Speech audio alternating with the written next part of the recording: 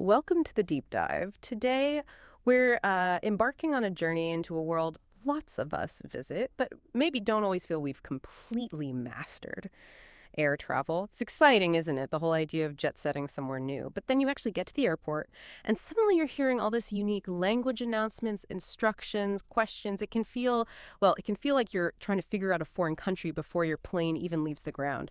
So, our mission today, we want to cut through all that airport jargon. We're going to decode those, sometimes confusing phrases and really equip you with the confidence to handle pretty much any airport situation like a pro.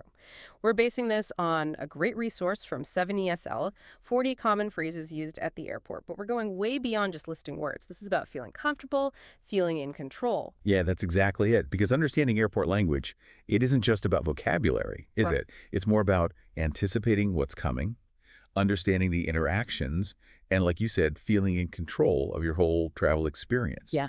So we've broken down the most common phrases into three main buckets, basically. What you'll hear from staff, what you might say as a passenger, and then some of those key technical terms. The idea is to give you a really solid mental map of how everything works together. All right. Sounds good. Let's kick things off with that first category, what you'll mostly be hearing. hmm The language used by airport staff. From the moment you walk up to check in right through to landing, these are the voices guiding you. Precisely. And, when you think about how huge and complex airports are, you realize their language has to be really functional, very directive. It's all designed for efficiency and maybe most importantly, Safety, yeah. passenger safety. It's like this carefully choreographed dance where clear communication keeps everything moving smoothly. Okay, so it often starts simply, right? With readings like good morning, good afternoon, or can I help you? Sometimes even, would you like assistance with your luggage? Seems straightforward, but is there more to it than just politeness? That's a good point. They're not just being nice, though hopefully they are. They're also opening lines. They let staff quickly figure out what you need, where you're going, and if you hear something like, "Can I assist you with anything else?" That's often a kind of final check, making sure you've got everything covered before you move on. Understanding that helps you use those moments. Ask a quick question, confirm something. That makes sense. Okay, from there, it's often straight into needing information or ID. You'll definitely hear, please show me your boarding pass, or may I see your passport ID, please? And they'll ask things like, where are you flying to? Or what terminal is your flight departing from? And the big one, maybe, where is your final destination? Seems obvious, but why all these checks? Well, yeah, identity verification is key, obviously. But it goes beyond that. It's also for security protocols, logistics. For instance, asking about your final destination. That helps them check if you meet the entry requirements for that country. You can save you a huge headache later. Plus, it's about passenger manifests, crucial for safety and, honestly, for making sure you're getting on the right plane, which, believe it or not, can sometimes be an issue with similar flight numbers. Right, okay. Now, this next bit is where things really start moving. The directives and instructions. Things like, please proceed to security, or later on, boarding will begin in 20 minutes and then your flight is now boarding. And once you're actually on the plane, it's safety first. Please fasten your seatbelt. hmm Or maybe, can you place your carry-on under the seat or in the overhead compartment? Why is listening and, well, doing what they say so critical for these specific phrases? It boils down to flow and safety, really. Think of the airport like a giant, complex machine. Every instruction, like please proceed to security, is a moving part. If one part hesitates, the whole system slows down. That causes queues, bottlenecks, potentially hundreds of people missing connections. And on board, those instructions are non-negotiable safety. Fasten your seatbelt isn't just a suggestion. It's a vital safety measure for unexpected turbulence. Understanding that shifts your perspective, right? Maybe annoyance to understanding why it matters. It's the difference between a minor bump and potentially a much bigger problem. Yeah, absolutely. And sometimes, well, things don't go exactly to plan. We might hear your flight has been delayed, or the one nobody wants to hear, your flight has been canceled. But hopefully it ends on a positive note with that announcement, we have landed. That's always nice to hear. What about delays specifically? Need deeper insight there. Delays are frustrating, no doubt. But hearing that phrase, your flight has been delayed, is actually your immediate cue to act. Check your airline app. Look for rebooking options. Figure out if your connection is now in jeopardy. Understand your rights compensation, accommodation maybe. The phrase itself is simple, but the action it should trigger. That can turn a stressful moment into, okay, what's my plan B? It makes you proactive, not just, stuck and frustrated. And we have Landed, yeah, it's a statement of fact, but it's also timed. It signals the flight's successful end, lets you get ready to disembark. Right. And even when things do go wrong, staff usually acknowledge it. You might hear, "We apologize for the inconvenience," and hopefully the interaction ends politely. "Have a safe trip," or "Have a good day." Just wraps things up. Exactly. So fundamentally, these phrases from staff, they're the communication backbone of the airport. They're built for clarity, safety, efficiency.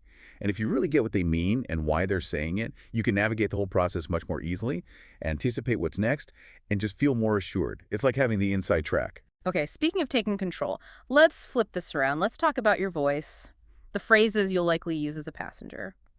Because knowing these can really empower you to ask the right questions, get the help you need. Basically, be your own best advocate in that, let's face it, often chaotic environment. You're absolutely right. Passenger phrases. They're usually direct questions, specific requests, or sometimes reporting an issue. They reflect your needs, your concerns. They make you an active participant, not just someone being, moved along. So let's say you're looking for something. Standard questions, right? Where's the check-in counter? What time does my flight leave? Or can you help me find my gate? And the always essential, where's the restroom? Maybe you're looking for the lounge. Where's the airport lounge? Or just confirming, what is the boarding time? Yeah. Any tips for asking these kinds of questions more effectively? Yeah, definitely. Instead of just a generic "where is the gate," try adding a bit more detail. Like, can you help me find gate B4 for the London flight? Adding that specific info just streamlines the whole thing. And instead of "what time does my flight leave," maybe ask, "what time is final boarding for my flight?" Because often that's the more critical deadline than the actual departure time listed. Small changes, but they can save you vital minutes. Oh, that's a great point. Final boarding time. Got it. Then there are questions about rules and what's allowed, crucial for avoiding nasty surprises. You might need to ask, do I need a visa to enter the country? Or the classic, what is the baggage allowance? And of course, can I bring liquids in my carry-on? We've all wondered that one. What's the bigger picture here, beyond just avoiding fees? Well, understanding baggage allowance isn't just about the fee at the counter, though that hurts. It's really about planning your packing before you leave home. Policies differ wildly between airlines, even different ticket types. It impacts your budget, your convenience, everything. And liquids. Knowing the actual rule, like the 311 rule in the US, just makes security less stressful, stops you having to ditch your expensive face cream or whatever. It's about being proactive, not reactive. Right, planning ahead. Okay, now for customizing your trip or getting specific help, you might ask, can I change my flight? Or perhaps I would like to upgrade my seat. Food needs. Can I have a vegetarian meal? Need assistance? I would like to request a wheelchair. Maybe practical things like, can I exchange currency here? Or is there a place to store my luggage? Is there a common mistake people make when asking for these things? How can you ask better? Yeah, a common pitfall is being too vague or asking too late. So can I change my flight is okay, but can I change my flight to the earlier one to Chicago tomorrow is much clearer, much faster for them to help you. And for special things like a meal preference or a wheelchair, always try to arrange that beforehand if you can. Asking at the last minute, oh, they might not be able to accommodate you. Resources are limited. So knowing when to ask, how to ask, and having all your details ready, that massively increases your chances of getting what you need. Makes perfect sense. And then, well, sometimes things do go wrong. Knowing how to report issues is vital then. Phrases like, I lost my luggage, or I would like to report a lost item. I remember leaving my phone charger on a plane once, wished I'd known exactly who to talk to and what to say right away. Yeah, it's a perfect example. I lost my luggage. It's not just stating a fact. It triggers a whole process. They'll direct you to baggage services or lost and found, and having your baggage claim tag handy then. Absolutely essential. Knowing the phrase and the immediate next step just cuts down the stress massively in a pretty awful situation. It's about using the system effectively. So, bottom line, using these phrases confidently really helps you handle the unexpected, advocate for yourself, and just make the whole journey smoother. It really is about taking charge of your travel. Absolutely. When you're prepared with these kinds of questions and requests, you're not just being carried along, you're a proactive traveler. And that means way less stress and probably a lot more of those aha moments where things just click into place. Turns potential problems into non-issues. Okay, awesome. Let's dive into our final category now. The essential airport vocabulary. Those kind of technical terms that give you a deeper understanding of the whole airport environment and the flight itself. These aren't just random words. They provide context for everything that's happening around you. Makes you a much more informed traveler. Exactly. These terms are the sort of specialized language of aviation and airport operations. Understanding them takes you beyond just seeing things happen to actually grasping why they happen. It sheds light on the procedures, the whole system. Okay, let's start with key locations. Departure, that's leaving, right? Specifically, the plane taking off from a gate. Arrival is the opposite, coming into a gate. The runway is that long strip of pavement for takeoff and landing. The terminal, that's the main building, yeah, where passengers go in and out. After landing, you head to baggage claim for your checked bags, and before boarding, everyone goes through the security checkpoint. Mhm. How does knowing how these places connect change things for a traveler? Well, it's not just knowing the labels. It's understanding the flow. You get that the terminal is the big building with lots of gates. Your departure happens at one specific gate leading to the runway. This gives you a kind of mental map. You can picture your path through the airport. It reduces that anxiety about getting lost. Yeah. Makes finding connections much easier. Right, the mental map. I like that. Right. What about on the plane itself? Your small bag goes in the overhead compartment. On longer flights, maybe you've got in-flight entertainment. Crucially, in an emergency, there's the oxygen mask, and Mhm. you're always reminded about your seatbelt. So, The pilot is in charge, sometimes using autopilot. And the wing, that's pretty fundamental. What about autopilot? Does the plane just fly itself then? that's a common thought. Not quite. The autopilot isn't a replacement for the pilots. Not at all. It's a really sophisticated tool that helps them maintain precise control, especially during long cruise segments or complex approaches. It boosts efficiency, reduces workload, and helps maintain super accurate flight paths, which is great for safety. It's amazing tech working with human expertise, not instead of it.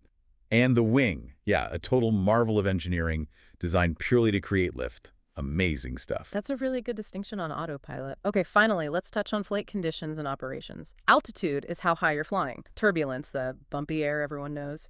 In cold weather, you might see de-icing happening before takeoff or moving ice. Vital for safety. Every flight has a flight plan, the detailed route and info. And winds matter. A headwind blows against you, slowing things down. A tailwind pushes you along, speeding things up. Let's talk turbulence for a second. It makes a lot of people nervous. It does, understandably. It can feel unsettling. But knowing the term and understanding it helps. It's usually just normal air movement, maybe weather patterns or flying near mountains. Aircraft are built to handle it easily. Pilots trained extensively for it.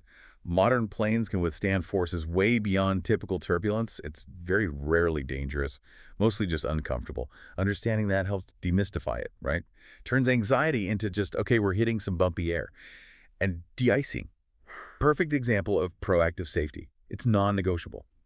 Ensures the wings work perfectly for takeoff. Yeah, understanding these terms really does paint a clearer picture of the whole incredible operation that is air travel. It definitely shifts you from just being a passenger to being a more informed observer, enhances your whole travel smarts. Exactly that. Knowing these terms means you understand more of the why procedures happen, the engineering involved. It leads to a deeper appreciation. And yeah, crucially, it can reduce travel anxiety because you comprehend more of what's going on. And just like that, we've taxied to the gate on our deep dive into airport communication. We've covered a lot, hopefully moving you from maybe feeling a bit overwhelmed by the jargon to feeling confident and, well, really well informed. Yeah, our source material really drove home that getting a handle on this specific language is key for a smoother, less stressful trip. By knowing these common phrases, these technical terms, you can understand what's happening, anticipate the next steps, and just feel much more confident navigating any airport. So as you think about your next trip, or maybe just reflect on what we talked about, here's something to chew on. Think about how mastering the specific language of any new environment, an airport, a new job, even a hobby, doesn't just make you more efficient. It fundamentally changes how much you feel you belong there, how much control you feel you have. How else might language be your secret weapon? Thank you so much for joining us on this deep dive. We hope you feel ready to take on the world, one confidently spoken airport phrase at a time. Safe travels.